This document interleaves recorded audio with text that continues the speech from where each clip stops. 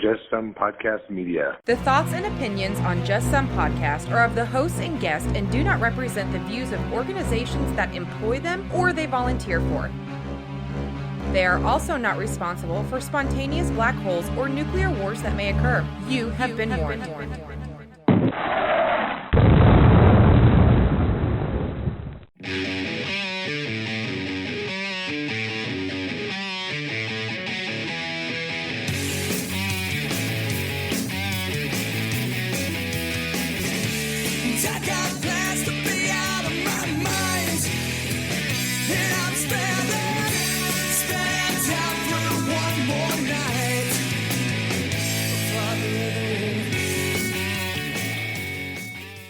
Welcome, everybody, to another fun-filled, exciting, and medical mystery episode of Just Some Podcast.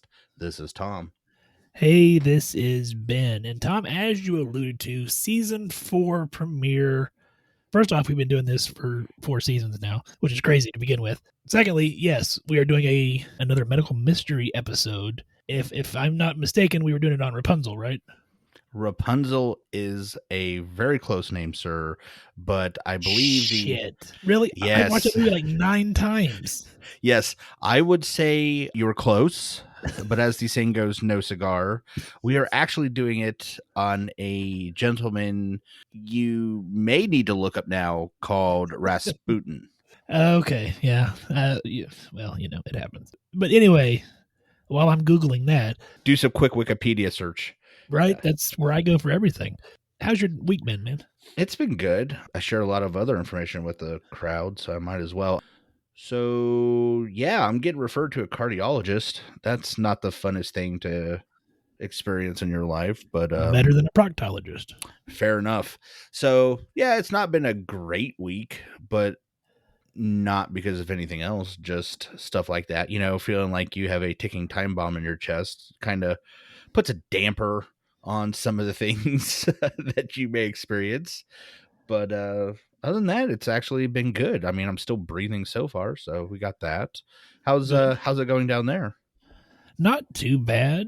Of course, we're still seeing some COVID and then starting to see all the normal viral URI crap mixed in with it because, kids are back in school, starting to see some hand, foot, and mouth. It's all, lots of good stuff.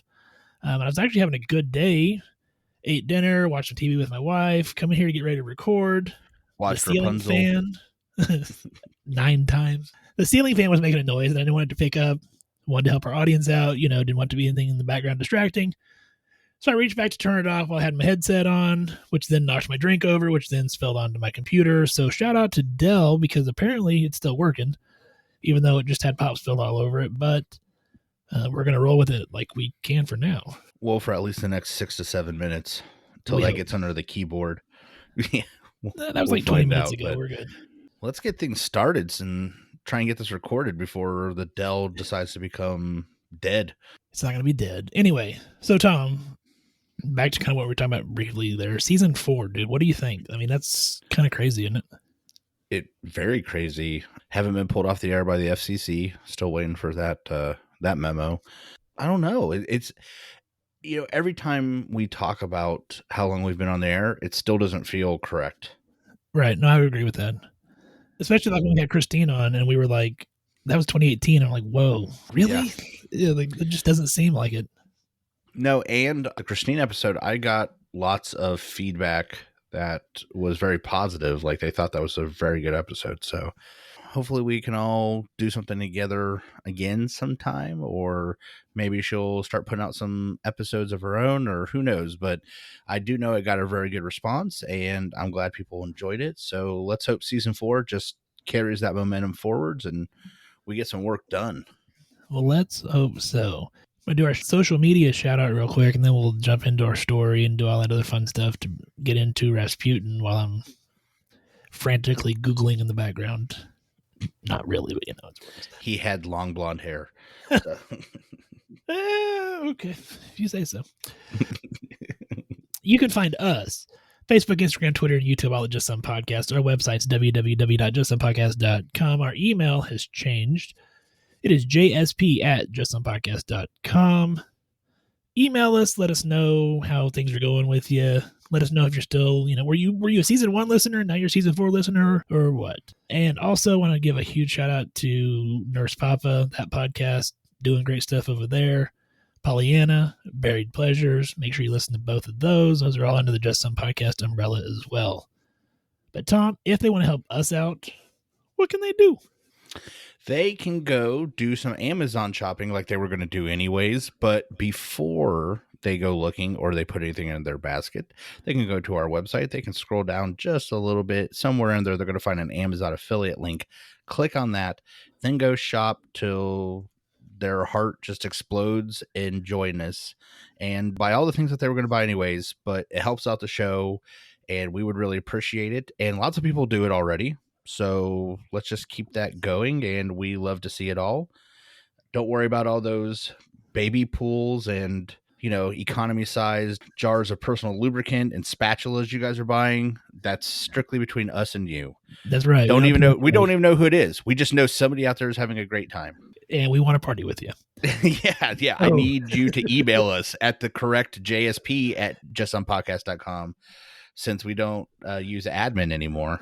Right, yeah, that's what the change of season 4, Yeah, we decided to switch our entire email. That's right, just to confuse people. Exactly, that's what we like. Tom, are you ready to jump into our story that you may have missed? Absolutely, sir. And it's probably not a story that you may probably missed, but we're going to roll with it anyway. Tom, did you know that SpaceX has launched another rocket recently? I do, and this is the first rocket in the history of American spaceflight that all 4 crew members are civilians. That is correct. Silver dollar for you. Do you know why we're talking about it, though? Because it's cool. Well, it is cool, but I'm going to run through the crew and the reason they're doing this, which I thought was a couple of cool things. We want to start off on a good note, season 4. Which, by the way, do you know the name of the flight? No. Inspiration 4. Well, there you go. I like that. See, season 4, Inspiration 4. Time to sue Elon Musk for stealing our shit. So, Mission Galactic is back on. There you go. Hey, we might be able to make that happen. Between SpaceX, Blue Origin, and Virgin Galactica, which, by the way, they also stole our shit. Mission Galactica was around way before Virgin Galactica, so I could prove that. So, well, just saying. The crew for the mission, as you said, it's an all-civilian crew. Jared Isaacson, he's the mission benefactor CEO of Shift for Payments. He's the commander of the mission. He's joined by Dr. Sion Proctor, who's a professor of geoscience, science communicator, and analog astronaut who piloted the spacecraft. Here's one of the reasons we're talking about this. Haley Acrono is a PA at St. Jude's Children's Research Hospital. She's the mission's medic. And then the 4th crew member is Chris Zimbowski. He is an aeronautical engineer and retired USAF officer, and he's the mission specialist. So they said that together they represent the mission ideals of leadership, prosperity, hope, and generosity, respectively. And they're raising money with this mission. And all the money that they're raising is going to life-saving research conducted at St. Jude's Children's Research Hospital. Of course, that is a hospital that specializes in pediatric and cancer research. And that's also where crew member Acrono worked. She also received treatment for bone cancer as a child there. Now she works there as a PA. They said that they raised, just in the live stream alone, they raised over $300,000 in donations for St. Jude's, which I thought was pretty awesome. But the main reason we're talking about it is a PA was served as the mission's medic, which I thought was just cool as hell. So you're saying I got a chance. I knew that's where you were going. So you're saying there's a chance. So you're saying I need to really bug the shit out of somebody. But I got to be honest, I think my greatest setback at this point is going to be, how do I say this in a friendly way? I have a high gravitational mass. Let's put it that way. And well, either one of us are going to have to calculate the payload a little differently. It cost a lot of money per pound or per kilo, I guess you would say, to put things into space. So where they got roughly 4,000 extra quarter pounders going up, they're looking for ways to cut that. All right. Look, I know somebody's going to be mad I'm saying this, but a fact's a fact. Okay.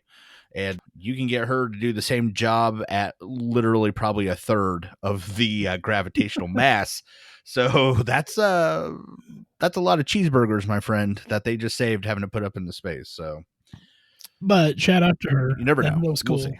That is cool. Hey, maybe we can get her on the show. That was kind of what I was thinking, is maybe we should reach out to her, see if she would come on the show and celebrate that a PA was served as a mission medic, which I think is, like I said, that's just cool as shit. So I think we have a plan. And if anybody out there knows how to help us, we've had help from the crowd before, help getting us into Antarctica, That's helping true. with other things we've done. If you know a way to reach them, contact them. And I don't mean like anything bad. We genuinely want to do something cool and make it popular and to help raise more awareness for what she's doing. We would love to have her on the show. So if somebody knows a way to help us out, we would really appreciate it. Go ahead and email us at jsp@justonpodcast.com or reach out to us on any of those social media platforms that you heard Ben talk about earlier, and we would really appreciate it. I think based on that, let's take a quick break. We'll pay some bills. On the other side, we're going to talk about Rasputin. Rasputin, yes. Yes, that guy. Are you lacking financial direction or need a second opinion? If so, My NP Advisor is a virtual financial planning practice that focuses on working with nurse practitioners, and they've developed a unique process that evaluates 5 key areas of your financial life.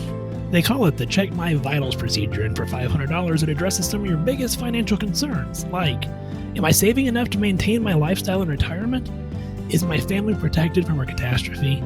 Do my investments match my tolerance for risk? Listen, if you have more questions than answers, then you're probably due for a checkup. So, click on the link in the show notes to learn more about the 5 benefits of checking your vitals. And if you're ready to move forward, you can even schedule your appointment directly from that link. Yeah, the link is down in the show notes. It's a great place to start. Securities and advisory services offered through Royal Alliance Associates Incorporated, member FINRC SPIC. Additional advisory services offered through Premier Financial Partners LLC, neither Royal Alliance, My NP Advisor, Primary Financial Partners, Just Some Podcast, or any other guest or affiliate. Well, Tom, before we jump into the medical mystery of Rasputin, I do want to give a huge shout out to Lauren. I know she's listening. She was in the office the other day.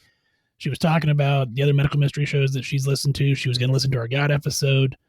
And when I said something about, oh, we're going to do another medical mystery and it's going to be on Rasputin, she said, oh, you mean like the guy from Disney's Anastasia that couldn't die? And I was like, well, sort of, but you're going to learn a whole lot more about it. So shout out to Lauren. Keep doing what you're doing. You do a great job. Appreciate you. Okay, weirdly enough, thanks to Lauren, I'm going to have to watch at least some of this Disney movie now. It is Disney, or is it Pixar or something? No, Disney. Yeah. Disney's Anastasia. Okay, because I have seen Rasputin.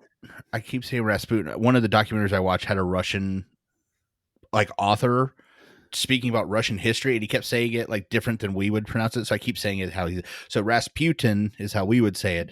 So I've seen him in other movies and characterized, but I've never seen that. So now I kind of want to watch it and see how they portray it, because as you're about to find out, he's not exactly a guy I really would have expected to be in a Disney movie. Like, I understood him in Hellboy, not so much in a Disney movie. So I'm sure there's some creative liberties taken. I've not watched the movie. Maybe I need to. But yeah, anyway. So Tom, why don't you, we'll start at the beginning, obviously. So he was born a peasant. He was born a peasant. His full name, well, I don't know how to say his full name. All right. So I guess this is the warning at the beginning that we do for all the other ones. First of all, this is yet another story in Russia. So it's got Russian names, and I'm not Russian, nor do I speak Russian. So expect some mistakes there. I apologize if you are in one of the stands or in the old Soviet Union. Please go ahead and email us and let us know how to say it correctly. But I'm not going to get that email till after the show. So waste your time if you want. I don't care. But it's also a twist and turn story, Ben. Definitely. Even though we literally have pictures, news articles, diary and journal entries from famous people that are no doubt truthful, they are from their own perspective. So you can literally get 2 people with the same picture, but 2 different stories about how they got that picture dealing with this guy. It's incredible how, and 1910 is old, but I mean, it's modern enough. Like, the buildings are still there. The pictures we're taking, and yet we have all this mystery. And it happened unlike our Dyatlov Pass, which happened in a remote area and all this other stuff, this happened in St. Petersburg, Russia. It's not like this is like a rural area. This is a highly populated city. And yet we're going to find out through the story that there are dozens of twists and turns and nobody saw the same thing. And I just don't understand how that happened. So now that we got that out of the way, Ben, January 22nd, 1869, Grigory Rasputin is born. Now, I did know the name of the actual town he was born in, but I can't say it. So he was born very close to Tyumen, Siberia. Yes. Siberia. The village is borders on the Turia River, in case you got your map out or anything. Yes, I know people love to Google Earth this. So, yeah, again, Siberia conjures up a lot of images. Okay, so first of all, it's in January, so we know there's 4 feet of snow on the ground. All right. Second of all, even by Siberian standards, reading some of the information on this, even in Siberia, they considered this part of Siberia remote. And I'm just thinking in my head, the only place more remote than a remote spot in Siberia has got to be goddamn Mars. Like, I don't know where else on Earth when you're already in Siberia that they go, oh, you went to Tyumen? Geez, you're in the middle of nowhere. I'm like, damn, 4 million square miles is that part of Siberia. Wow. That gives you a couple ideas. Russia's a big place, by the way, I found out. There's not a lot of really good information on Rasputin growing up. We do know a few things. He didn't really wander far from the town. He was kind of a misfit. He was known for, causing trouble, but nothing unusual, even by Russian standards. Okay. It's probably just a normal kid was normal to an extent. Yeah. So the extent stops when one day, and again, some stories don't mention this and some stories do. Okay. So depending on which source of information you get, you're going to hear the story or not, or it's going to be dismissed, is sometime around the 10-year-old age. Apparently Rasputin developed the ability to heal things. I was like, what? Allegedly. Let's say allegedly, but I mean, that's the myth. Okay. So some people outright dismiss it, and I would probably agree with them, but an entire town started saying, hey, my horse was sick. Rasputin's kid, comes over, put his hand on my horse. Now my horse isn't sick, or its leg's not broken, or its hoof's not lame. And so he starts getting a reputation of, hey, if you got a sick animal, you got a pig that's sick, you're afraid it's going to affect the rest of your herd, call Rasputin over. He touches it. No more sick pig, which sounds great. You would think they would appreciate that, but that in turn makes people go, hey, wait a second. Why does things get better when he touches them? He must be the devil. Again, I would assume you would have thought the opposite. He's helping your livestock, not killing it. But they start getting really afraid of this kid. And in some ways, some of the authors say that contributes to him becoming worse. He becomes a drunkard. He gets known for minor thievery, including horse rustling. So he heals it, then he steals it, apparently. No, why not? I mean, That kind of leads, and he wasn't a great school kid either. I mean, I guess he went to school, but he, for the rest of his life, illiterate. All right. So that's his life. He's becoming a thief. And then one day he gets in some serious trouble. He goes on the run. He ends up at a monastery called Verkhcher. Again, don't know if that's correct. Monastery, which is a Russian Orthodox church. And he falls in love with the routine, the monastic lifestyle, and the trappings of the church. He becomes a devout, like he reads, their version of the Bible front and back, memorizes rituals that he can help partake in and all sorts of stuff, and becomes a staple in the monastery till he decides to leave. And so he initially visited the monastery when he was 23. And everything that I seen, because he did develop a nickname later on, the Mad Monk. Or the Mad Monk of Siberia, yeah. But they said he never actually took holy orders. Correct. So again, and the whole Disney part's going to come up again. He decides he really likes religion. He really likes God. He feels like God's talking through him. And that's why he was given those powers as a kid. And that's why he loves the church so much. But he really isn't into the whole celibacy thing, right, or having to live just there. which plays a part because once he leaves that monastery, and again, here we go, your research might be a little different than mine. So he leaves the monastery and decides to go on what Crocodile Dundee would call a walkabout. And for 3 years, just kind of walks around Europe, Asia, Russia area. I don't know how to explain it because they say he goes as far down as Greece walking. He walked to Greece from Siberia just being religious. And they said he was very much into self-punishment. That was like the type of religious sects that he was with, that they believed if you were involved in any sort of sin, the only way to expunge it was punishing yourself, most of the time physically. So some of the stories I read, like if he found like a swampland, like he would stand there motionless and let mosquitoes bite him for hours so that his skin would get irritated, so that he would feel, what it was like to be tortured and stuff like that. So he gets done with this walkabout. He ends up back in his little town and he meets his wife. And again, Ben, I don't know what you read, but I read anywhere between 4 and 7 kids. I'm like, that's a hell of a disparity when you can count them. Like there's pictures of them, but you still don't know how many of them are his. I'm just like, what? It's the late 1800s. I mean, you probably didn't keep the best record. Probably didn't have a census. It was Russia. And that's a really good point. And I think some of that, it's Russia, will come up towards the end of this and towards his death. But his wife she's devoted to him.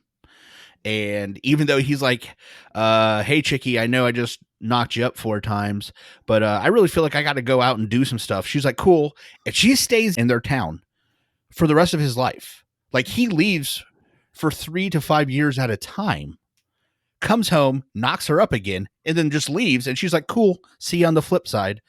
It just stays there. I can't understand what's going on. And by all accounts that I was able to find, not only does she stay, but she's happy. Like she's never mad, like, oh, that Grigori, when he comes home, I'm going to whoop his ass. No, she was like, he's doing God's work. He should go out. He should, even when he becomes famous for basically humping anything that moves in the entirety of Russia, like every person in Russia is like, this guy will screw a squirrel if you hold it still long enough.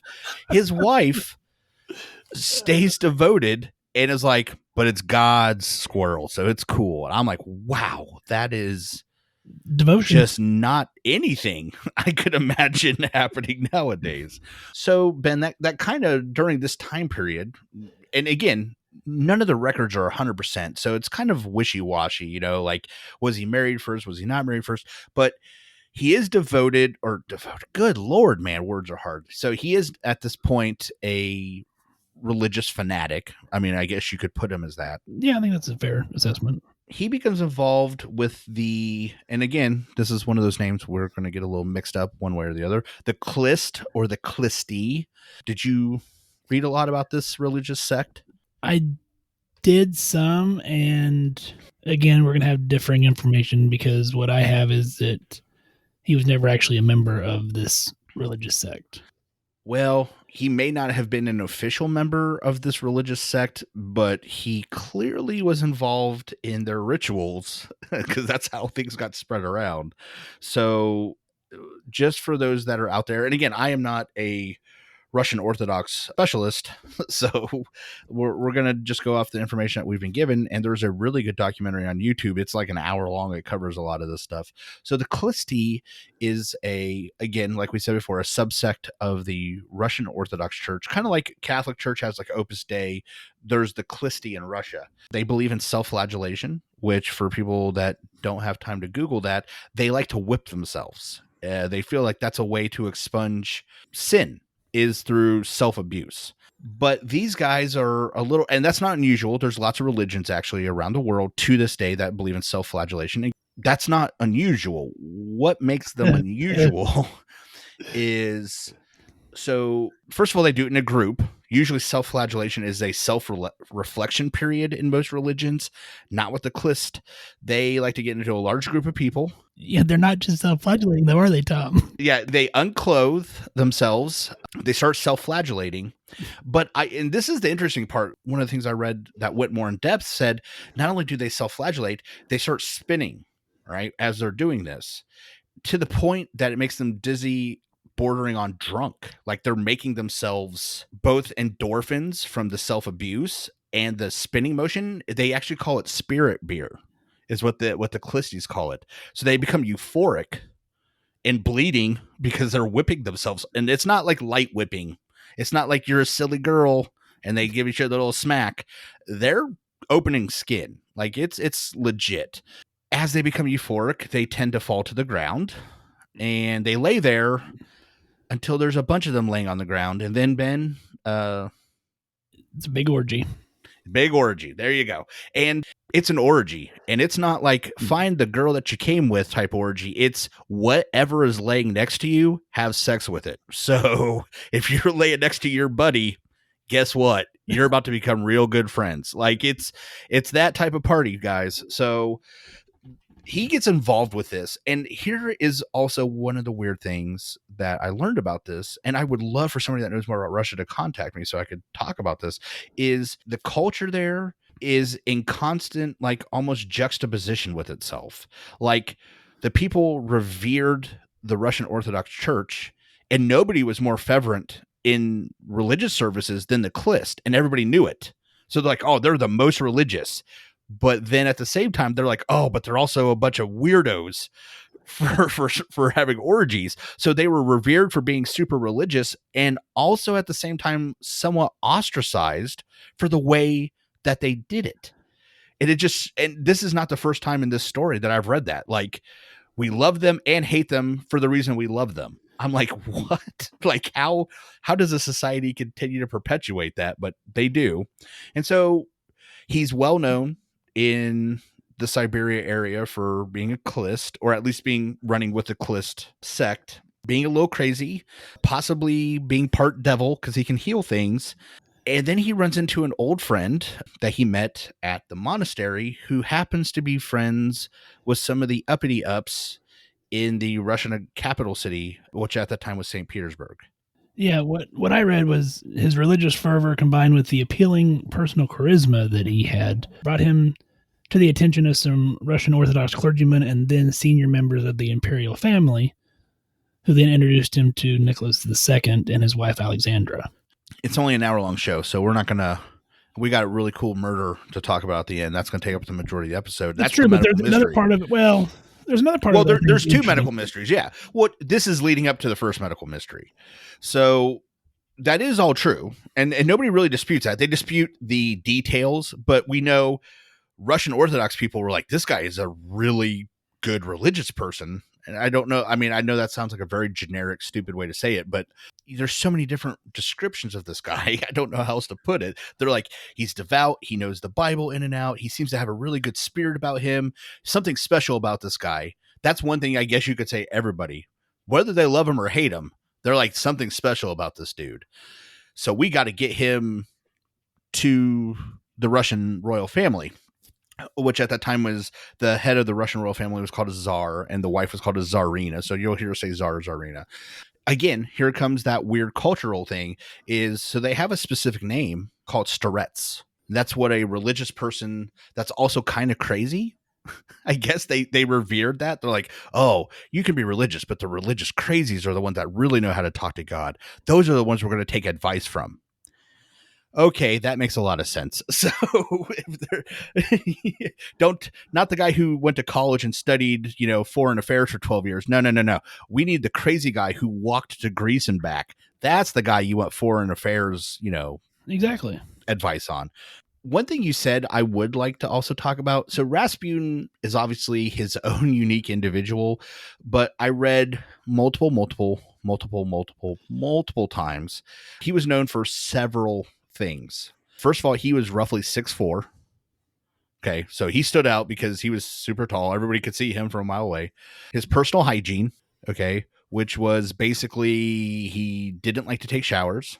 As a matter of fact, that first walkabout we were talking about, he reported that for 3 years, he didn't shower. He didn't change his clothes because he refused to touch his body. So like he wouldn't even try and wash himself. If he had to pee, he would just pee in his pants because he would have to have touched himself to urinate correctly. So that was part of his self-persecution was Flagellation. No. well, anti-flagellation because he wouldn't touch himself. But I mean, so we're talking, there was one story I read where it said at a dinner party much later down the road, he literally was talking to a lady who was an aristocracy, like a very rich, powerful woman in Russian society, and literally just started picking his nose while he's talking to her, wiped out on his shirt and kept talking to her like nothing had happened. I'm like, wow, that guy has got some balls right there. Well, literally, probably. So he's known for poor hygiene, his eyes. And honestly, Ben, not to sound weird, but even in his pictures now, like his eyes do look, I am like, man, I can only imagine in real life that this guy, when he stared at you, you were like, ugh, gave you the heebie-jeebies, you know? Yeah. So he's tall. You can smell him from a mile away. He's got eyes that feel like they're looking through you.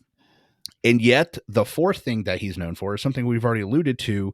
They have it on good authority, and I read this multiple times again. They are saying he slept with at least 1,000 women in his time after he got married. 1,000, Ben. That's 4 digits. That is a lot of humping. All right. This guy, he's known for 4 things, and one of them is banging chicks while he's married. I'm just like, this guy, I wish I could have shook his hand. Like, I'm like, dude, tell me what's going on here, because wow. So we got this guy. He's religious, yet he's a lunatic. He's known as the Mad Monk of Russia or Siberia, and he gets introduced to the royal family. Yeah, isn't that odd? I mean, honestly, if you think about that. And we even know when. I don't actually have the exact date. I know the year was 1905 because the Czar wrote it in his diary. Yeah. He wrote, I met Grigory from Siberia tonight, blah, blah, blah, blah, blah. And I'm like, wow, like he made that much of an impression, the Czar. And honestly, you know, Russia's got its ups and downs, but back in the early 1900s, they were a powerhouse. Not only were they a powerhouse, the Czar family, they ruled with an iron fist over that entire land. So we are talking extremely powerful people.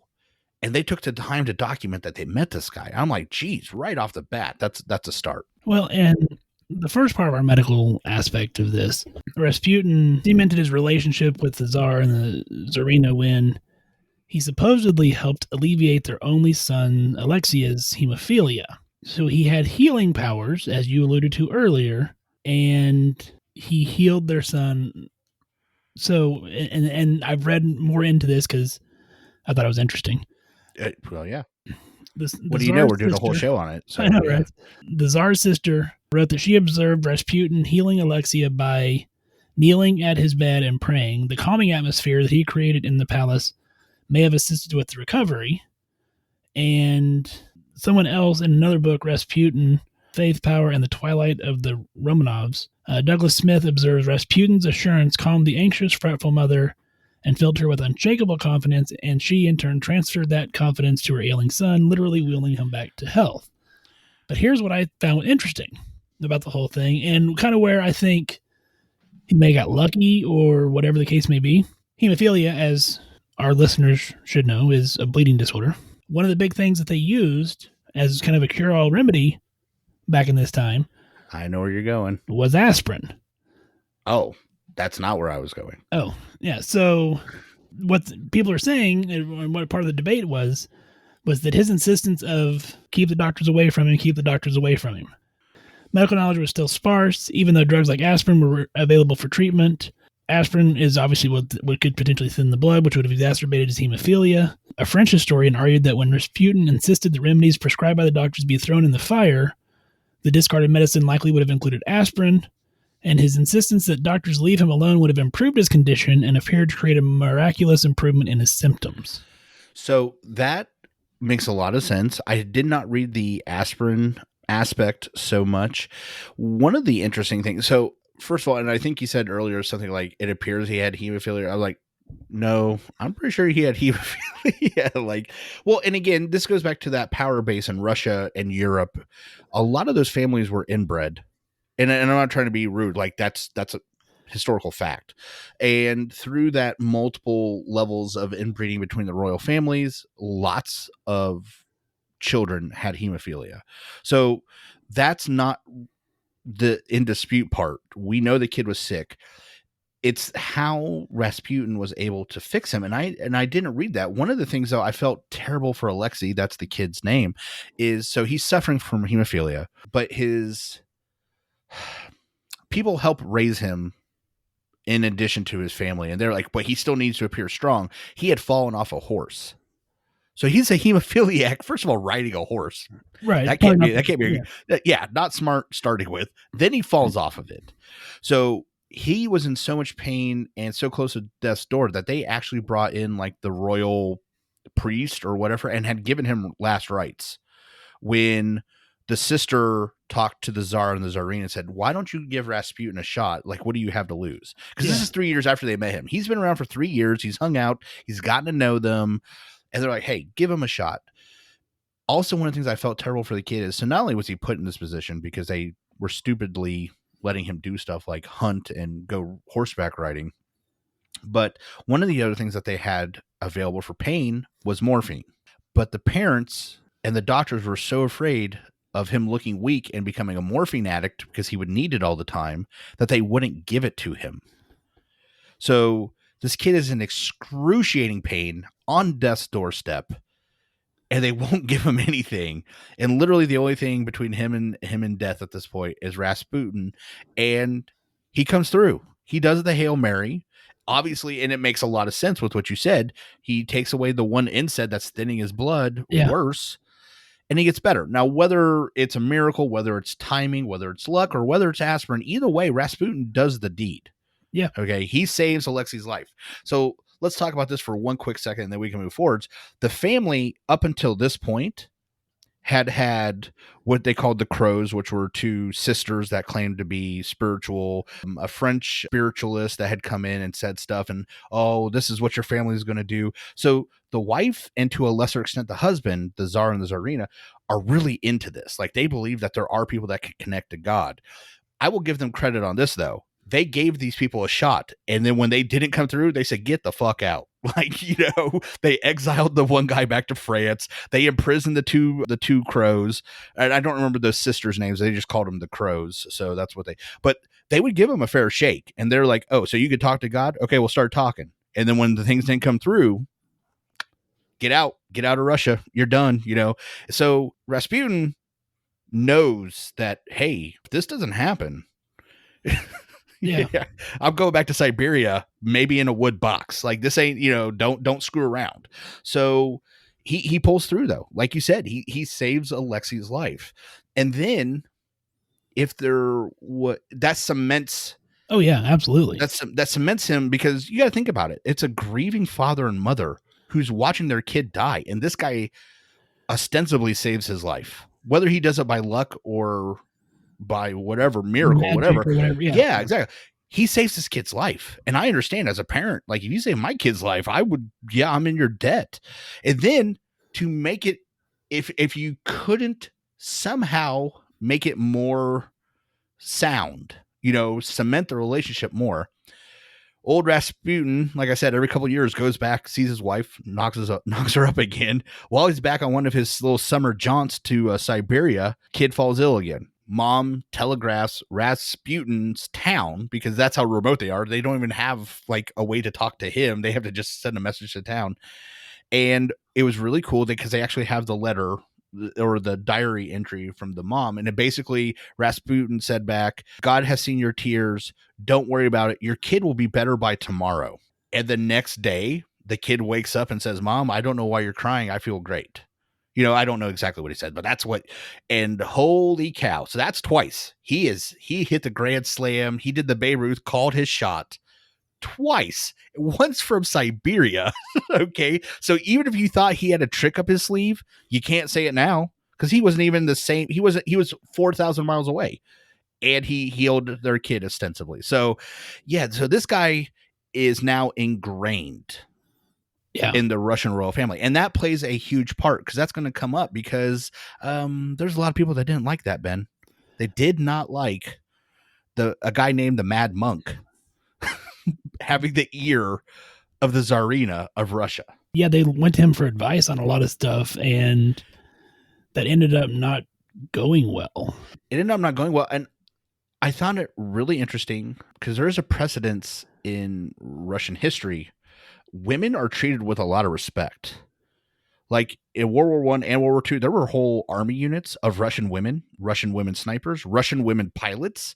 Like in America, there were women that weren't allowed to drive. In Russia, there was an entire air wing called the Night Witches. So that's why I'm like, so when the Czar, this is World War One, okay, which is a bloody conflict. Czar's off tending to troops on the old Eastern Front there. And Tsarina is running the country. And that's when people started getting a little ticked because they know she's talking to Rasputin about how to run this country. And that's when the tables turn. Yeah, he didn't have the greatest ability to run a country. I mean, you got to think about it. He was a monk. And I mean, he was illiterate and a monk. Yeah. So, and a drunk. Yeah. Like we can start naming things. Like there's a lot of reasons he shouldn't be running a country. Which, like you said, leads to a lot of people not liking him, which then leads to people plotting on him, basically. People plotting on him, and powerful people. We're not talking like a mob. These are rich, powerful people that want to take him out. He had survived one attempt I'd read. Like 2 years prior to his death, he was stabbed and then ended up recovering from that. Correct. So somewhere in between saving those kids' lives and becoming famous and Russian newspapers writing articles about this guy, he becomes well known. All right. Like, again, that's what I'm saying is you can't go anywhere in Russia without knowing who Rasputin is. That's saying something. Well, this is pre-television. This is Instagram and Facebook.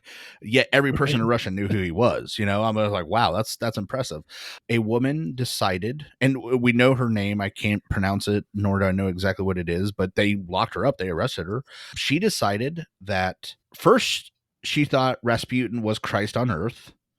And then when basically, and again, different stories, but the one that seems to make most sense to me was he had sex with her. And then when she was like, I love you, he's like, nah, bitch, that's not how this works. She decides he's now the devil. She christens a knife, comes up to him and stabs him multiple times in his belly. He gets away from her and police are able to find her. But these aren't little wounds, Ben. These are his entrails are hanging out of his stomach. Somehow in roughly, 1910 freaking Russia, they find a surgeon who is able to put him back together. He spends roughly 10 weeks in a hospital. He's never quite the same though. They say he's got lots of pain.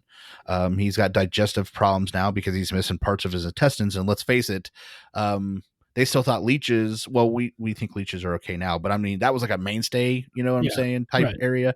So yeah, his intestines probably weren't all the way back together the way they were supposed to be, but he's still alive. So that's another, so that just builds the myth even more. So he can heal other people. Oh, and you can't kill him.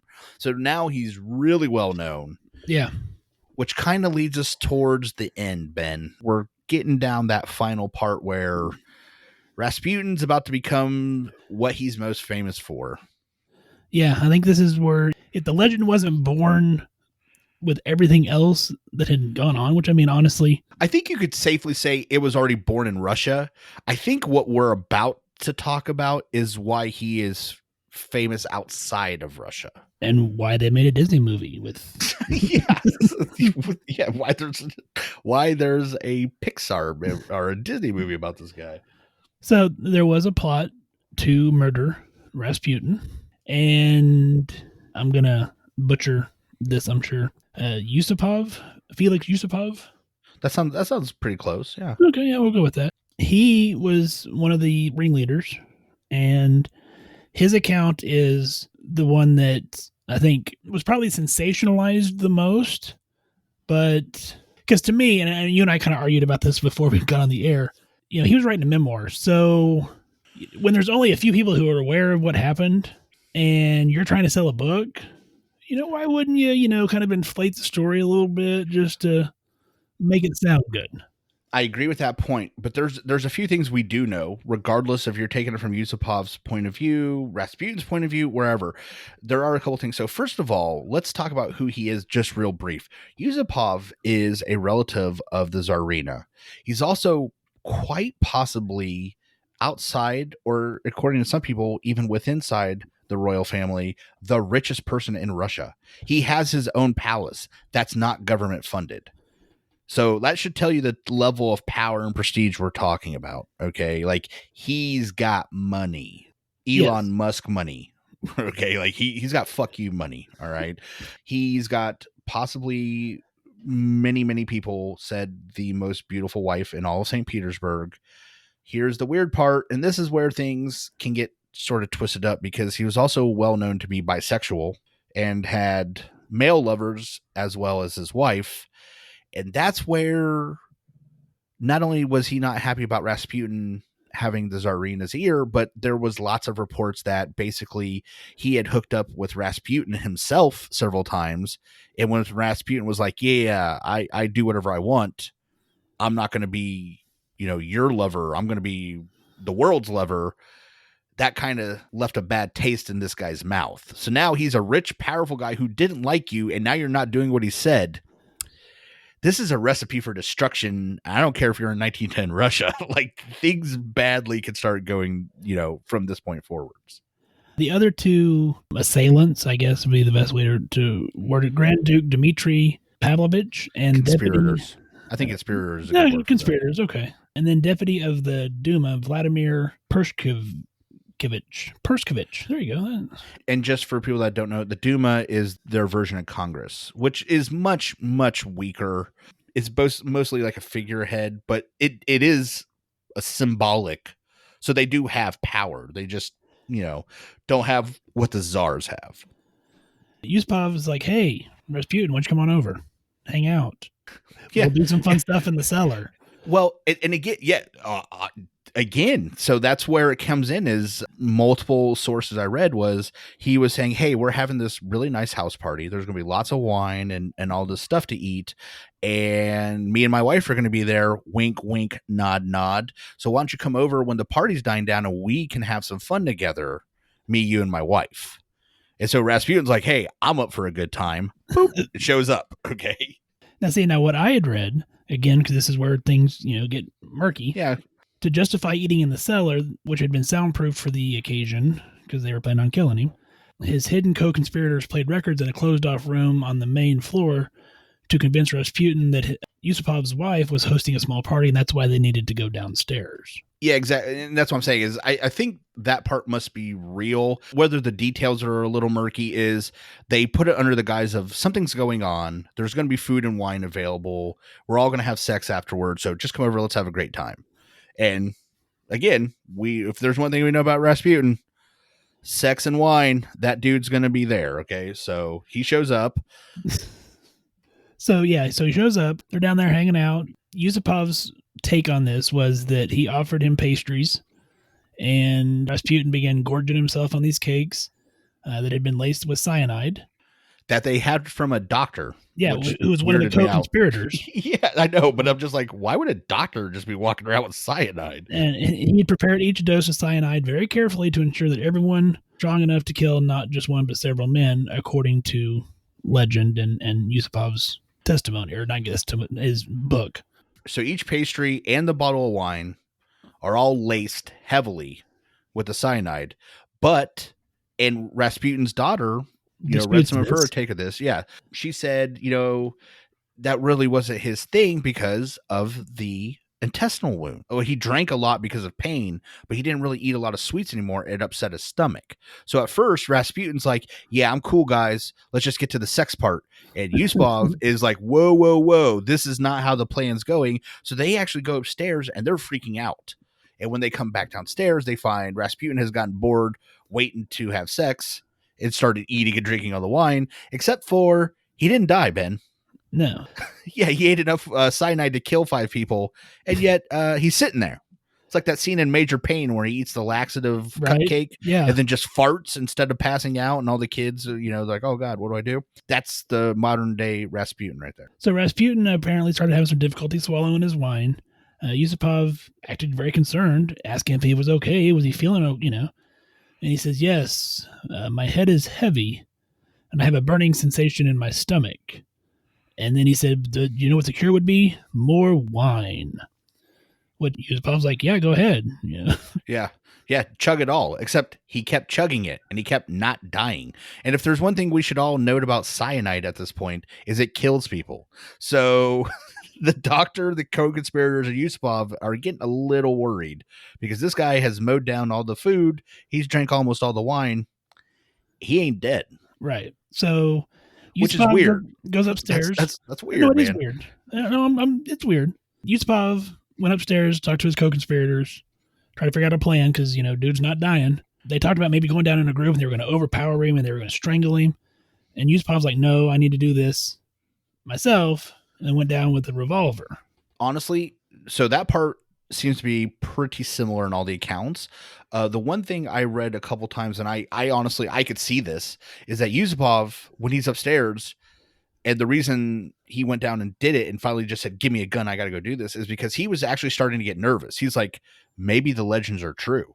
Right, yeah, I just watched this guy drink a bottle of laced wine and eat a dozen pastries that are all laced. Like, each one should have killed a couple dudes. He ate all of them. So now he's starting to get worried. Like, what if this guy really is, a man of God? I'm in a shitload of trouble. I got to fix this, or I got to man up. I got to do something. And so Yusupov come back down. Rasputin's slumping over in his chair. He's not breathing real well. But then all of a sudden, Rasputin, he starts recovering. He becomes more energetic. He's, let's ready to get the freak on. Wow. Well, I mean, I wish if I could go back in time, I'd shake this dude's hand. I swear to God. So. Rasputin stood up, started admiring some of the furnishings. Yusupov stared at again, this is his account, crystal crucifix on the wall. And Yusupov told Rasputin, you'd far better look at the crucifix and say a prayer. Again, his account. He came quite close to me and looked me full in the face. It was as though he had at last read something in my eyes, something that he had not expected to find. I realized that the hour had come. Oh, Lord, I prayed, give me strength to finish it. Yusupov pulled the revolver, firing a shot, hit Rasputin in the chest, cried out, collapsed on the floor, and didn't move. And I've read a couple times that he got shot multiple times that first time. But, I mean, either way, we know he was shot. Like, there's no doubt. Bullet hole, revolver, right. Dead Rasputin. So, maybe his co-conspirators upstairs, they hear the gunshot and they're like, oh, we need to get down there. Again, according to his account, the doctor checked for Rasputin's pulse, found none, confirming that he was dead. He was shot close enough to his heart to be immediately fatal, or so they thought. Yeah. This is also one of the parts that doesn't really seem to dispute is they just killed a dude. This should tell you the level of power that they have. These guys literally murdered someone in their house and they just went back upstairs and kept on partying. Yeah. Dead guy downstairs, most well-known guy in Russia, fuck him, and just went upstairs and started drinking. How awkward would it be, though, to be one of the co-conspirators and Yusupov is trying to hand you a glass of wine and you're like, yeah, right. Nah. I'm good, bro. Yeah, I'm good. I brought my own. I'm just going to drink out of this water bottle I brought on my own. I like Dasani, whatever. But the point is, this is like, so they're hanging out. That's when Yusupov is like, right. I feel kind of weird because I have been shacking up with this dude, or maybe not, depending on which one you read. And he's dead in my basement. So, he goes back downstairs and finds out Rasputin is not dead. Yeah. So what I'd read is he basically wanted, he was motionless, kind of where they left him, but he shook the body because he wanted to make sure he was dead.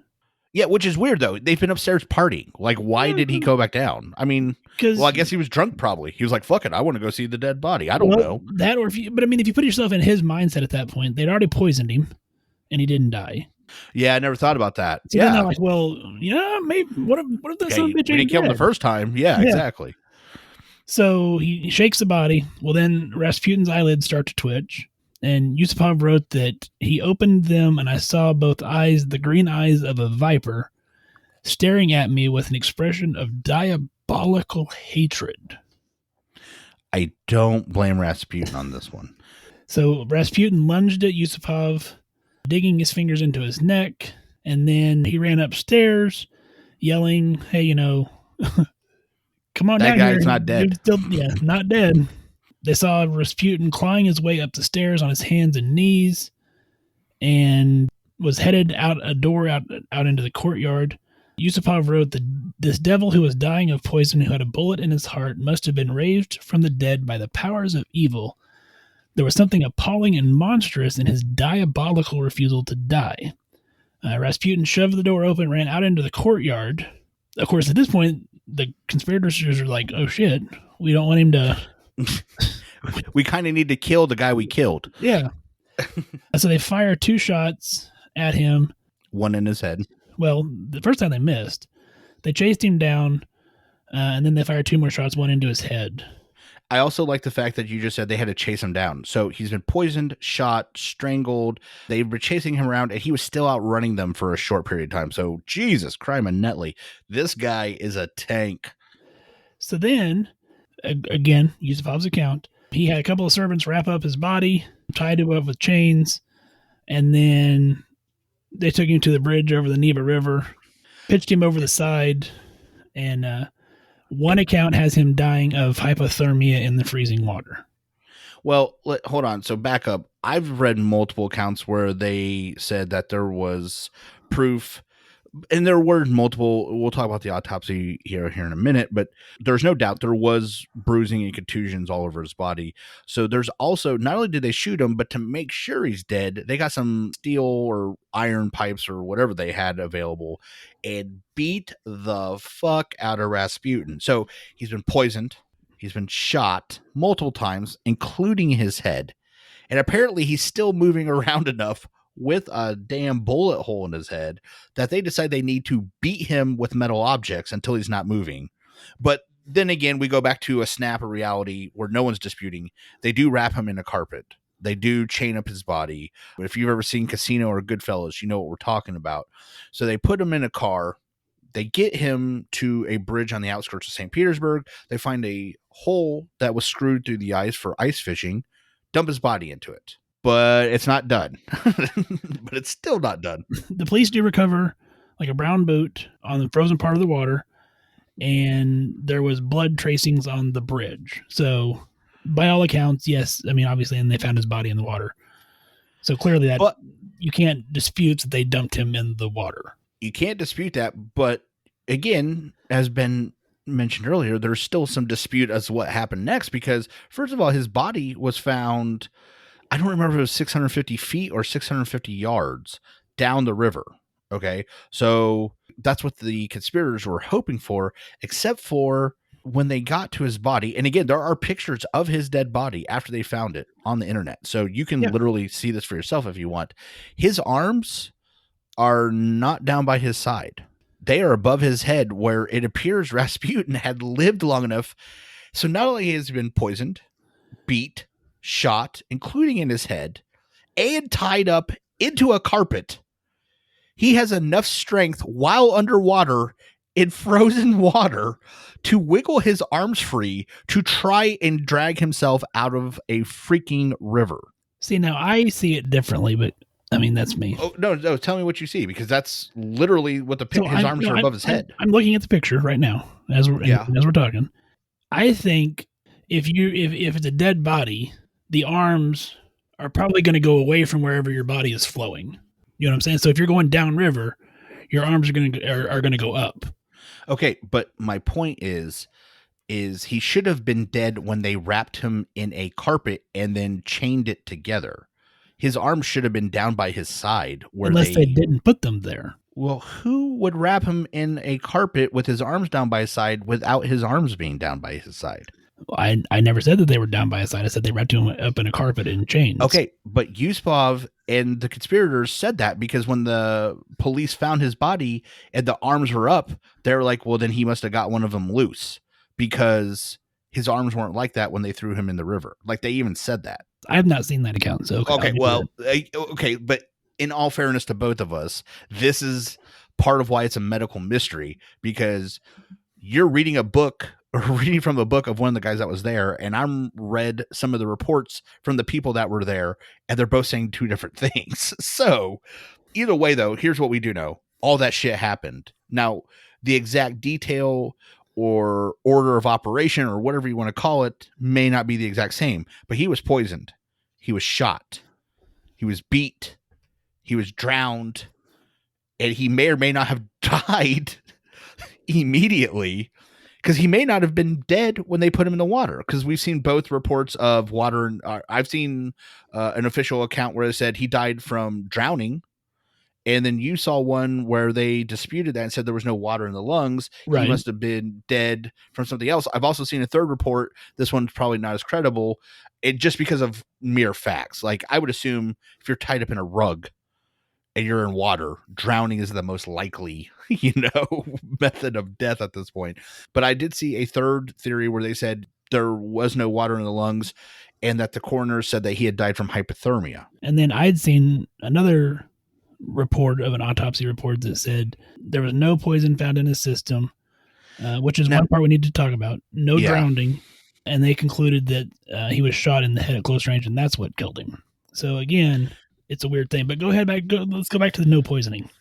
So the no poisoning is an interesting thing because there's not really a doubt that cyanide was used. What the doubt becomes, well, I haven't read anything where they doubt cyanide was used. What they doubt is that they think that the morons probably didn't pour very much into the wine. They used it all up on the food, but they poured it on the food or mixed it into the food pre-cooking, and that the heat of the cooking and raising the pastries actually basically evaporated off the cyanide. Probably enough was left to like make your lips numb or make you sick, but it wasn't going to be fatal. And as we said before, Grigory Rasputin, first of all, is a known alcoholic, so drinking some wine isn't going to bother him. And he's also 6'4". He ain't a small dude. So if you evaporate off the majority of the cyanide, it may not be enough to really affect him a ton. And that's just some of the stuff I read. I mean, I don't have a great grasp on how much cyanide I need to use to kill someone, but I'm just saying, like, that's... Even if any cyanide, I think, would be detectable in an autopsy. Granted, there's 4 fucking autopsy reports. So, I mean, I don't know which one you believe, but... I agree. I agree that that's why I have doubts. When I say he's poisoned, what I'm saying is that's the legend. Right. Is he's been poisoned, he's been shot, he's been beat. He may not have even died then. For a fact, we know cyanide was used, but he may not have ingested it. According to his daughter, he may not have even eaten any of it because he had those stomach wounds. He may not have ever even ingested the pastries. So whether they used it or not almost becomes immaterial. Well, and the other thing that I had seen was there was discussion that perhaps the doctor had second thoughts and didn't use was it. afraid to use it, and so he didn't, and just told Yusupov that he did. Well, that sucks to suck because we're going to talk about what happens to him real quick when we get done. But yeah, probably should have just done it. Well, one of the things I found interesting as we're start getting ready to wrap up anyway, before he was shot in the cellar, Rasputin told Yusupov that he would ultimately prevail against his enemies who were plotting to kill him. Yeah, this is an interesting fact. I like The quote, according to Yusupov, "The aristocrats can't get used to the idea that a humble peasant should be welcome at the imperial palace. They are consumed with envy and fury, but I'm not afraid of them. Disaster will come to anyone who lifts a finger against me." Now think about that for just a second, Tom. If you're plotting on me and I look you in the eyes and say, "Disaster will come to anyone who lifts a finger against me," that's got to send like a chill down your spine. You know what I mean? It does. And as a matter of fact, again, a lot of this stuff can be conjecture right. But again, there are some things we also know. And we also have a letter that Rasputin wrote. So first of all, Rasputin died December 30th, 1916. Some say December 29th, but December 30th. Okay, so we're talking December 29th or December 30th. He told the Tsarina in a letter, "I know I'm going to die before January 1. So that's a fact. He did. Okay. And again, we have it on paper, like it's documented. there's pictures of the letter. He wrote that. So boom, that's fact number 1. Fact number 2, though, he also made sure to mention to the Tsarina, who's related to Yusupov and these other guys, if anybody in your family does something to me, none of you will live past 2 years. So let's just be real clear. You may not want to let anybody in your family, you might want to warn them against this. And to back that up, guess what happens just under 12 months after Rasputin dies? What's that, Tom? Oh, the entire Tsar's family is dragged into a basement during the Russian Revolution and murdered. Yeah. Yeah. So that Rasputin stuff is starting to look pretty on point. If you're going to talk about it, I mean, you could say a lot about the guy, but that is just, that's a lot. Do we even want to talk about the British aspect for a second, or? You can touch on it briefly, sure. So real brief, and this just goes to show you how deep the rabbit hole can go, is there was a gentleman named Oswald Reynard. Oswald Reynard happened to be British, but so for some reason, he was there December 29th in St. Petersburg, Russia, with the co-conspirators, but he is not mentioned or really talked about before this. And a lot of people suggest that he was sent there by the British intelligence services to help kill Rasputin. Now, there's a lot of reasons that you could talk about this. One of the only things that's really made any sense was obviously World War I is going on. Britain is relying on Germany being tied up on the Eastern Front. If Russia pulls out of the war, and Rasputin was majorly anti-war, and remember, he's got the ear of the Tsarina. Yeah. And if he gets enough of the ear of the Tsarina, he might get the ear of the Tsar. And if Russia pulls out, Germany no longer has to worry about an Eastern Front. They can start focusing all their attention on the Western Front. You'd have to talk to a World War I historian, but that could cause a lot of problems for Britain and France. Okay. They really don't want Germany, who's got possibly the greatest army at that period of time, to be able to focus on them. They don't want that. So what do? You take out the problem. And so there's a lot of people that suggest that the British intelligence services had this Rayner guy over there to help, or in fact, assassinate Rasputin himself. There's a lot of people say that's not true, but a detective who in his off time, which why would you want to do your job in the off time, likes to investigate cold crimes, and was able to find an actual memo through the British version of the Freedom of Information Act in the intelligence services that mentions both the name Dark Forces, which was what their code name for Rasputin was, because they were watching him too, and Rayner's name, and mentions the fact that he is there. He has taken care of the problem with Dark Forces and is cleaning up loose ends before he'll come home. Now, that's the only memo. There is not a treasure trove of documents that link them, but you have to admit that is a eerily suspicious motive to have a British intelligence memo that says his name, says Rasputin's name, and there is no disputing he was there the night Rasputin died. That is a pretty big coincidence. Like I told you pre-production, if I said, hey, I think Ben's gonna steal all my Laffy Taffy, and I walk into a room and you're covered in Laffy Taffy wrappers, I have a pretty good standing to think you fucking stole my Laffy Taffy. You know what I'm saying? Like, or at least I plotted to help steal your Laffy or at the very least you were involved. You may not have eaten it, but you were there, so this Rasputin thing is, again, just like the Dyatlov Pass, just like it's a rabbit hole. Toxic lady, there are things that we document, like there are charts, and yet you still can't find a solid answer. It's like tacking Jello to a wall. Like you can't keep it there. It's incredible, a story like this and all the things that led up to it. Yeah. I mean, it's one of those. Well, it's almost like it's a medical mystery. I know. So anything you want to say before we start wrapping up? And there's one other piece we want to talk about. As far as the medical mystery, no, I really, if you've heard us say anything tonight that you're interested about, look into it. I guarantee you're going to spend an hour wasting time on TikTok anyways. Look this up. Actually look at a picture of him. We're talking about him in the third person, but he was a real person. Like you could see pictures of him. Yeah. And I think that just makes it that much more interesting to connect the face with the incident. Well, the last thing I want to touch on briefly. Touch. Yeah. Rasputin's penis, Tom. Oh, yeah. So, again, we're going to call this medical mystery aspect to it. It's definitely a mystery. Well, I mean, there's some medical aspect. You know, they people were said after, first off, they alleged that his member was separated from his body. Some people used it as like fertility, is what one of the things that I had read.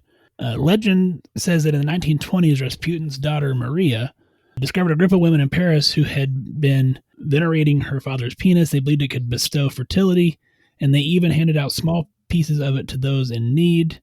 And then there's the business of Rasputin's member supposedly cut off by Yusupov and then gathered up and saved by one of his servants. And sometimes later, according to this bizarre tale, the severed penis ended up in Paris, where a few of the surviving votaries kept it preserved in an icebox, taking it out only for strange sacred rituals.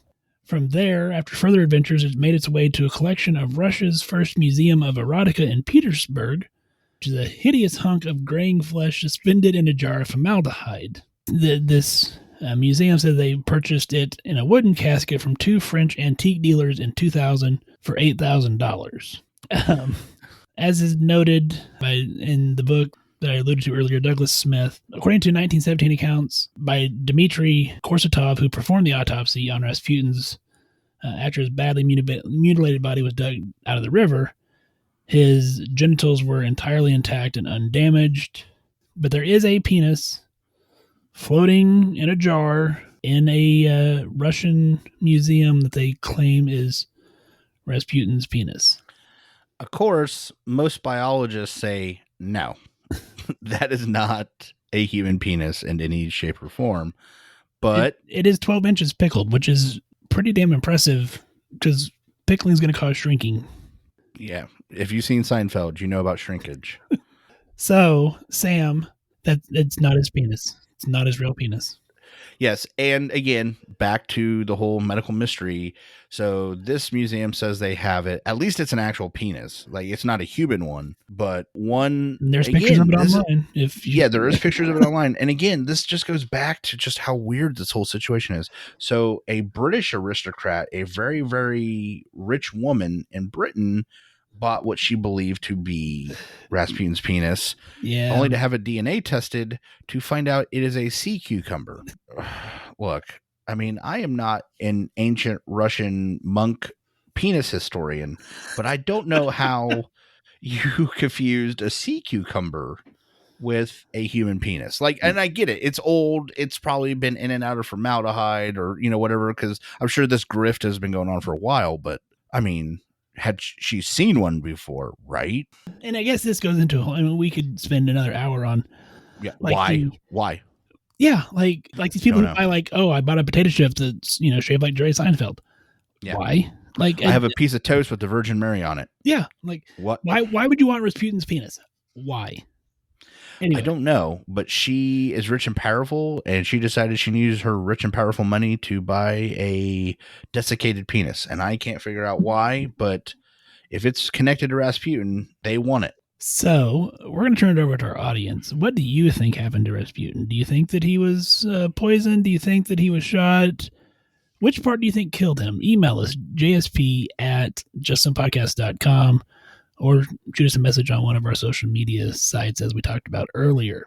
If you have any suggestions for upcoming medical mysteries, we would love to hear it. Absolutely. I need to go watch Anastasia, Tom. Yeah. Apparently, I'm going to be watching some Anastasia here in a few minutes. I actually looked up a little bit of it while we were talking earlier. Let's see if I can find it again here. Do not play that on the air. Disney will be all over us. And I did go to Wikipedia for this because it was quick and easy. We'd lose tens of followers, tens of them. We don't want that. It says so the plot is basically in 1916 Russia. There's a musical box and a necklace inscribed with the words "Together in Paris."